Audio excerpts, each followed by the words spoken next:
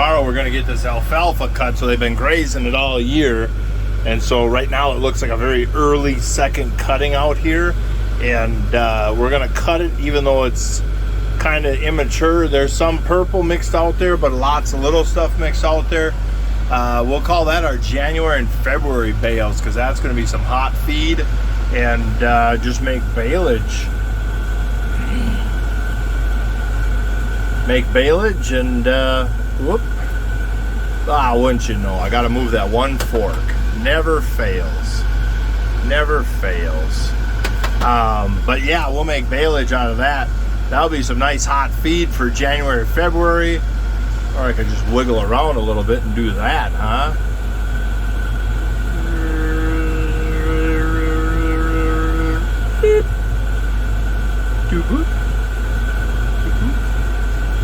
And I'll go shut the gate.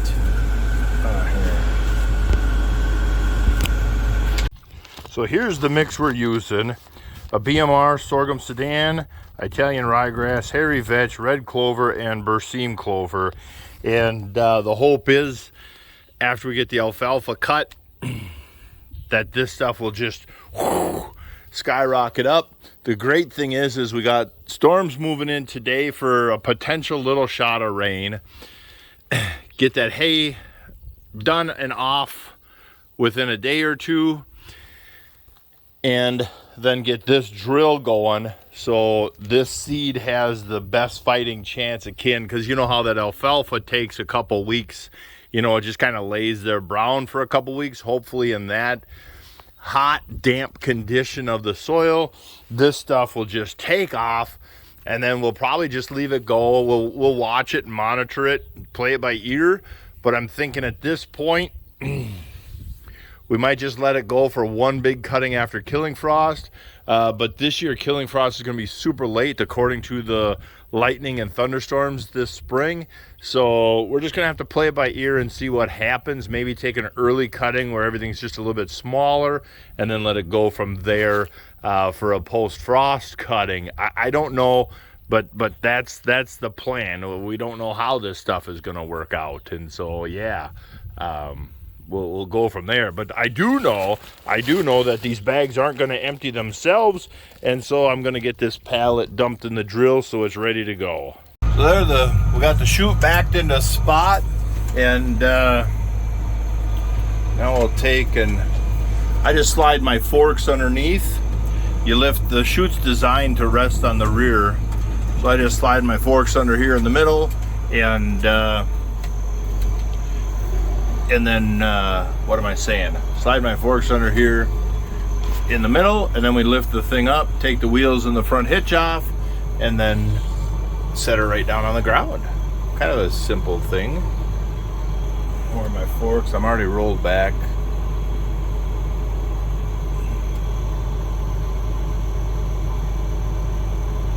Wait for a little thump. There we go. I'll back off just a whisker, and then we'll, yeah, just like that, just like that. Yep.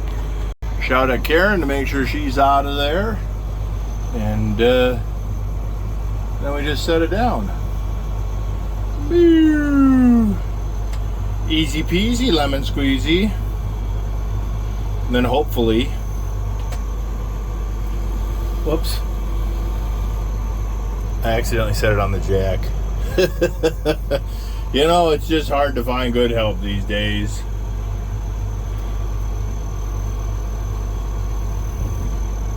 And hopefully I can back out without dragging it too much. Yep. So I gotta, yeah. Well, there we go. We're hooked up at that end, and we got our little walk-in door down there. The nice thing is, so then we got this end, there's our perimeter wire right there. Theory being that if we have to walk them in, we just walk them to this corner. They can follow the fence, follow the panel, and then I can just kind of stand back here with a couple fiberglass rods, you know, and be another 12 to 20 feet of paneling, and we can pull this one out a little bit. If we come in the afternoon, there's a good chance that they're all going to be in there anyhow. So hopefully the corralling will literally be just to shut the gate. If only we could get that lucky, huh? But yeah. So then today's Saturday. Monday or Tuesday, we're going to do the blood work. Look at all that poop. Isn't that just gorgeous up here on this blow? I got stories to tell you about this because it's very large granule. You know, it's very large granule soil, and you would think that the water would just race through it. But up here we did a infiltration test, and after 3 hours we gave up because the water did not enter the soil at all. So as soon as we're done, yeah, you can see the difference already. So as soon as we're done with blood work,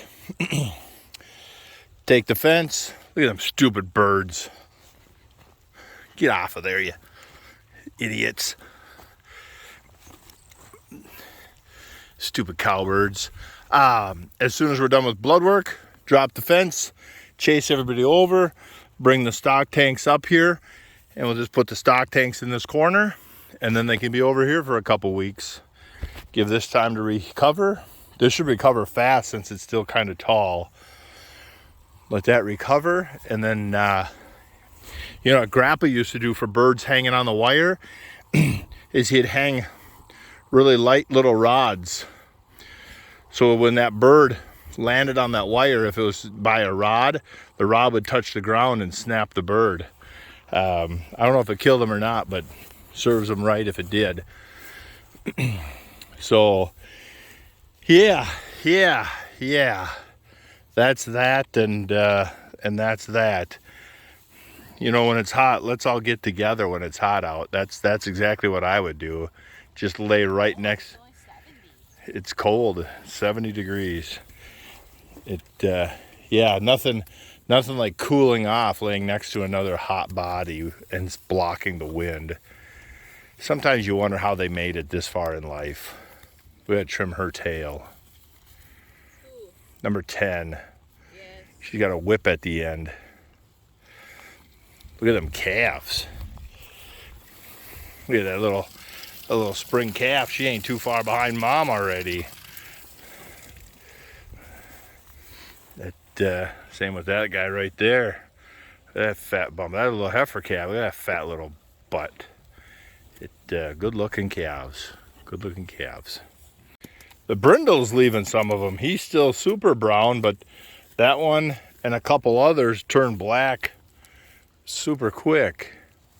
17, look at that heifer. Oh boy. That's a good little springer. That's what I do, step on that other guy. 6. She slimmed down a little bit out here grazing, but 18 didn't. And 7. Look at that big 7. Little 16. Them are some good looking critters. Be exciting to see the next generation with the new genetics from the bulls that we picked out. We'll get this running gear home, and what? Someday in our spare time, make another hay rack out of it. That would be nice. Then a guy could have two nice hay racks. Don't slide while I make this corner. Don't slide while I make this corner. Then I'd have 2 nice racks for loading and hauling bales. Oh boy. Oh boy. Wouldn't that be something? Wouldn't fancy? Be getting fancy. Excited tomorrow to get that cut, raked, and baled and wrapped. Well, it's hay day. Karen's gonna finish cutting. She's got just that little wedge to finish cutting. I'm chasing her with the rake, and then we'll go back to the yard. We'll put the rake on the 44 so she can finish up raking, and then I'll get the baler on and get started baling. And then maybe we'll see what she wants to do. It would be nice if she hopped in the tractor and kept baling, and then that would allow me to get in the 4430 and get the wrapper hooked up, and then start chasing the baler with the wrapper. That'd be kind of nice. 30 acres in a day, cut, rake, bale, and wrapped. That would be really nice. The cows, they really grazed that east half, and I don't know what was so special about that east half. And just a few rows over, there's a definite line, and now it gets thick old crop. They didn't graze it as well over here, or as heavy. That's all right. Give a lot of nice winter feed then. All right, Karen's on her way. Everything's baling. I dropped my headphones off, for Pete's sake. Spilled my water when I pick up my head. So she's baling. That's a bale. And man, I said it before, I'll say it again. You need smell-o-vision. Them are heavy little buggers. I think we're breaking my record today. My record, or not the record, but the heaviest I've seen so far is 1,700 pounds on a 50-inch bale. They're gonna be a lot heavier today. I have to stop recording now because you're gonna see where I plug the baler again.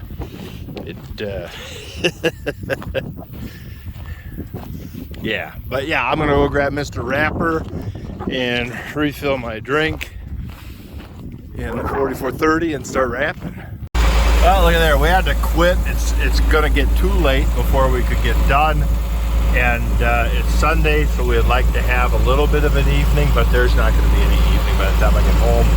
We got 37 bales off of that little chunk, and we still got the long rows and some of the short rows to go, which I'm pleasantly surprised. I thought for sure with the cows grazing, it looked so thin over here, and it was definitely thinner over there, but you know, we still got to get into the heavy stuff, and so I'm pleasantly surprised. So if we end up, you know, with 80 or 90 bales, that's a lot of feed for this winter, and I'm very happy with that. Well, we got the hayfield wrapped. I don't know if you can zoom in enough over there, but we got about 100 marshmallows, and then tube. I can't see, the sun's in my eyes, are behind me, but we ended up getting about 100 marshmallows out there, so that's wrapped. We just got to pick it up. Then we came over, run the herd through the facility, did a blood draw on the second group of AI cows to see who's confirmed bred, and then we opened the fence right here. You can see we just swung that piece of poly wire over, and now we open it up to this here, and it's funny, they come through the wire like they haven't eaten or seen grass in years. You know, they're running and jumping, and they're such dorks. They're such dorks. You know who they take after.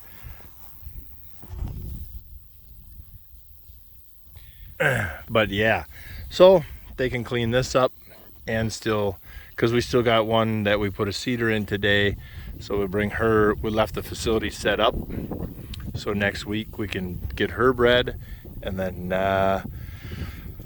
next week shut this one off and open up the north end. And yeah, it's nice seeing them out on the grass. They're on the move. She still has a high tail. Baby one and fuzzy wuzzy, you got poopy on. You got poopy on. Yeah. Oh, here comes cutie patootie. Here comes cutie patootie. That's a nice little steer calf from this spring. Cutie patootie. little heifer and a little bull. Where some good looking calves. Not bulls anymore.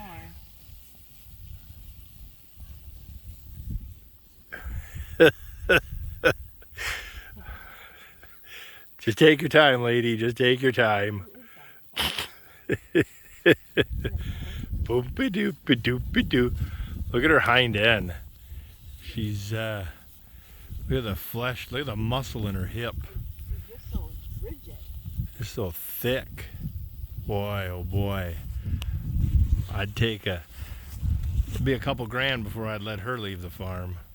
Well, Karen's going on the drill, and I'm moving bales in a little bit here. My other brother will be here. My brother from the same mother. Ha! Whatever.